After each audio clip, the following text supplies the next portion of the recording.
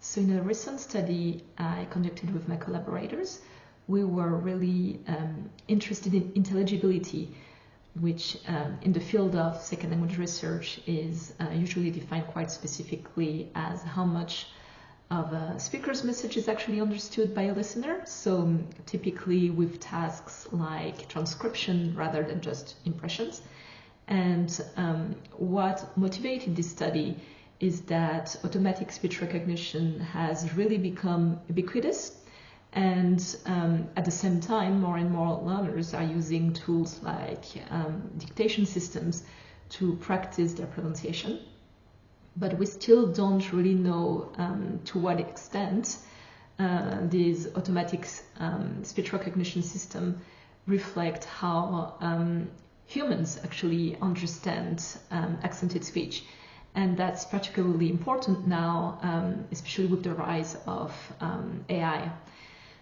So what we did was actually quite simple in design. We took speech produced by L2 learners of English, Taiwanese learners of English, and we had that speech evaluated in two ways, by 12 listeners, so 12 native speakers of English, and by an automatic speech recognition system, in this case Google's dictation tool.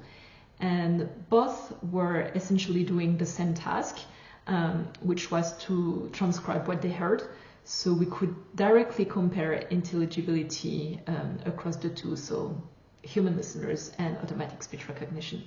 And what we found was actually quite interesting. On one hand, the overall scores were sometimes quite similar. So, for instance, automatic speech recognition and listeners struggle more with isolated words than with sentences. And also the types of errors were also quite similar, especially things like vowel substitutions. But when we looked more closely, the alignment between humans and the automatic speech recognition system was actually quite inconsistent.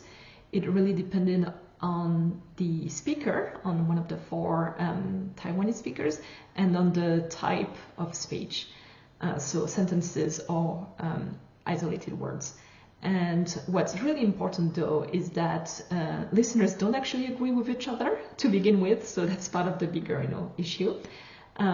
So at the end, it's not so much that ASR failed across the board, but rather that the more listeners converged on the same interpretation, the more likely automatic speech recognition was to produce the same output. So in other words, ASR tends to align with human perceptions in clearer cases, but variation across listeners naturally limits how much agreement you can expect overall.